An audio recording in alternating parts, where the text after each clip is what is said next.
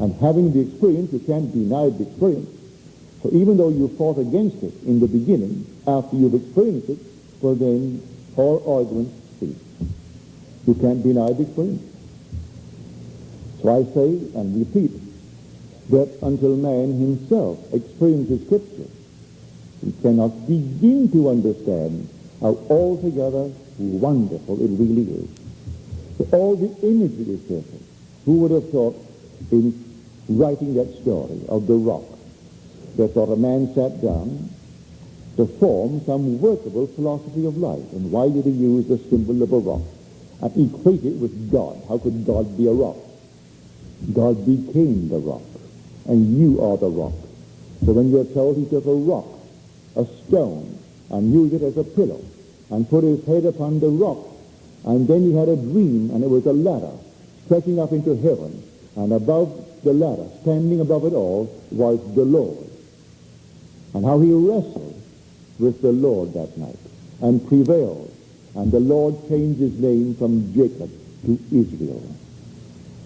And here is this ladder, a winding ladder. In Blake's beautiful picture of it, it's a circular stairway. That was the ladder that he saw.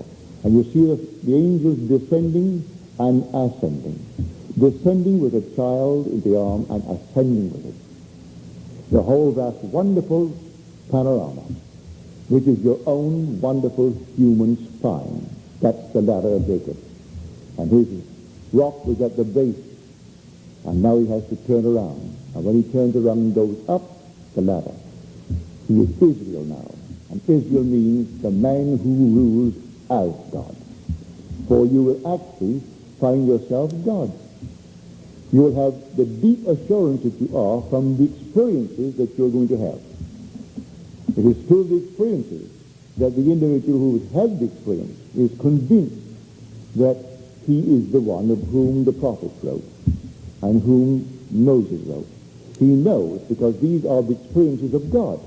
And if he has had the experiences of God, then he has to be God. For it was of God that the prophets wrote when they said, I have found David, and with my holy oil I have anointed him, and he shall cry unto me, thou art my father. It is God speaking in the words of the prophet, the 89th Psalm. And when you read the 2nd Psalm, and these are the words of David, and David said, I will tell of the decree of the Lord. He said unto me, thou art my father. He said unto me, thou art my son. Today I have begotten thee. So here are the words. And when you have these experiences, and they're all related to God, well, then you must be God. You cannot avoid the conclusion. If everything said of God, the individual experiences in the first person, singular, and a present tense experience, he has to be the one spoken of in Scripture. But he still wears the rock. He still wears the garment. He still has it as an adversary as he grows older and older. And so the faculties fade. And not a thing he can do about it. There they are, they'll fade. And he'll go to the mortal grave as the outer garment has to go, and it will turn to dust as all garments turn to dust. But he knows the one who had the experiences, and it wasn't the one who was laying on the bed when he had the experience. He returned to that garment, but the experience was not in that garment. The experience was in the inner man, the Lord from heaven, who still had to come back and complete the unfinished business. In his case, the unfinished business was to tell the experience and relate his own experience. So he goes into his world and faces an audience that formerly heard only the working of the law. And now he can't think of anything but the promise and its fulfillment. And he starts to tell about the promise. And then, as he tells about the promise, he's rising up into the mountain, the rarefied air, and the crowds remain at the base. They cannot follow to the top.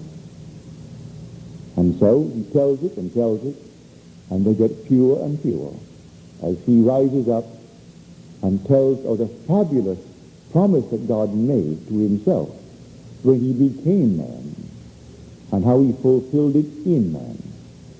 And as he tells it, it is not what they expected.